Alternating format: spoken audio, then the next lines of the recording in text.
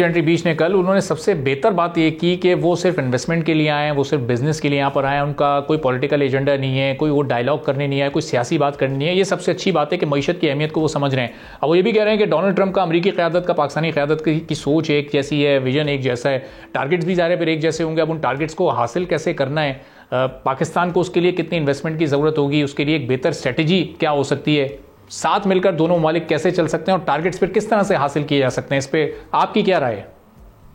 देखिए, आपके सवाल के दो हिस्से हैं। एक तो ये कि जी सिर्फ इन्वेस्टमेंट की बात हो रही है, सिर्फ इकोनॉमी की बात हो रही है, तो ऑब्वियसली एक आपके पास जो इन्वेस्टर आ रहा है या उसका डेलीगेशन आ रहा है तो इन्वेस्टमेंट की बात करेगा, क्योंकि उसका पॉलिटिक्स से ताल्लुक नहीं है।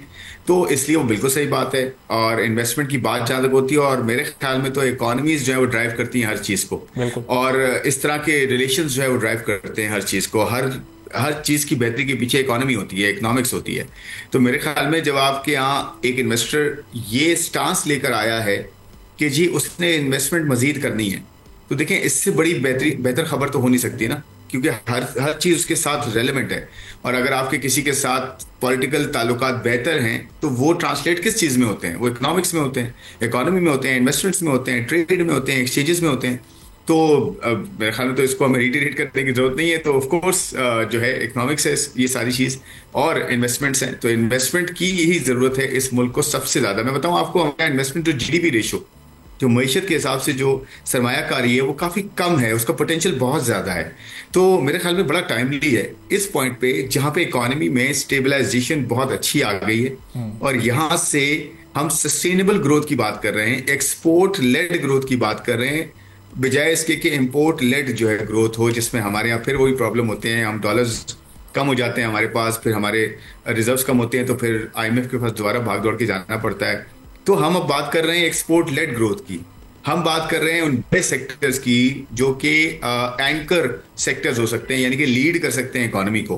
उसके अंदर एनर्जी बहुत बड़ा सेक्टर है हमारा, बहुत बड़ी इन्वेस्टमेंट की जरूरत है, चाहे वो ट्रांसमिशन हो, डिस्ट्रीब्यूशन हो, इवन जनरेशन में हमें जो है वो जो जो फ्यूल है उसको चेंज करने की हम बात कर रहे हैं, और कॉस्ट ऑफ डूइंग बिजनेस कम करने की बात कर रहे हैं। इसमें इंटरेस्ट रेट्स का आना, महंगाई का नीचे आना, और करेंसी का स्टेबलाइज होना, और साथ साथ रिजर्व जो हमारे हैं, जो फॉरेन एक्सचेंज रिजर्व्स है, उनकी उस लेवल पे आ जाना जहां पे हम काफी 2 साल 2.5 साल पहले थे।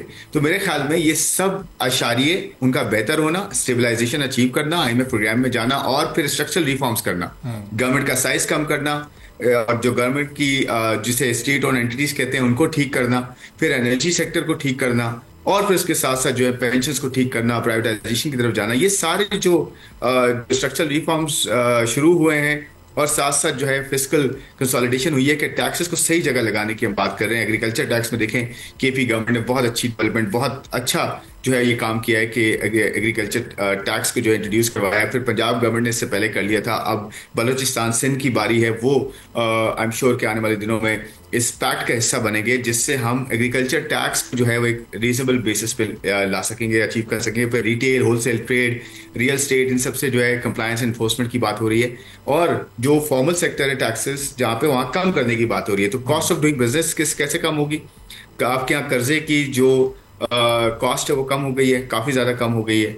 आपके एनर्जी की कॉस्ट कम होने जा रही है, एक्सपेक्टेड है, और साथ साथ आपके यहाँ टैक्सेस जो है सही जगह लगाने की बात हो रही है, टैक्स बर्डन कम करने की बात हो रही है। तो मेरे ख्याल में ये सब चीजें इन्वेस्टर देख रहा है, और ये बड़ा टाइमली आए हैं इस वक्त। मेरे ख्याल में जो है इस पॉइंट पर आए कि जहां पे इन्वेस्टर जो शार्प और जो स्मार्ट इन्वेस्टर्स होते हैं वो उन मुल्क ममालिक में जाते हैं जहां पे ये चेंजेस आ रही होती हैं, ताकि वो उस पॉइंट पे जाके इन्वेस्ट करें, फिर उनको एक अच्छी बड़ी जो है अपसाइड मिले, रिटर्न मिले।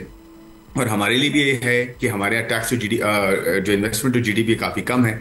यहाँ बहुत रूम है कि हम 5-8% बढ़ा सकते हैं tax to investment to GDP, जो कि ट्रांसलेट हो सकता है अच्छे ह्यूमन रिसोर्स में, अच्छी एजुकेशन में, अच्छी हेल्थ में। आप देखें जो वर्ल्ड बैंक के साथ फ्रेमवर्क जो है कंट्री पार्टनरशिप फ्रेमवर्क अभी साइन होने जा रहा है, ये बड़ी इंपॉर्टेंट डेवलपमेंट है। और हम $20 बिलियन की बात करें, आईएफसी कह रहा है मजीद $20 बिलियन और ऐड करेंगे। तो इन्वेस्टमेंट का पोटेंशियल बहुत है। हमें अपनी चीजों को ठीक करना है, चैलेंजेस को ओवरकम करना है, और ऐसे इन्वेस्टर्स आपके पास आएंगे। सब्सक्राइब करें और बेल दबाएं ताकि कोई खबर रह न जाए।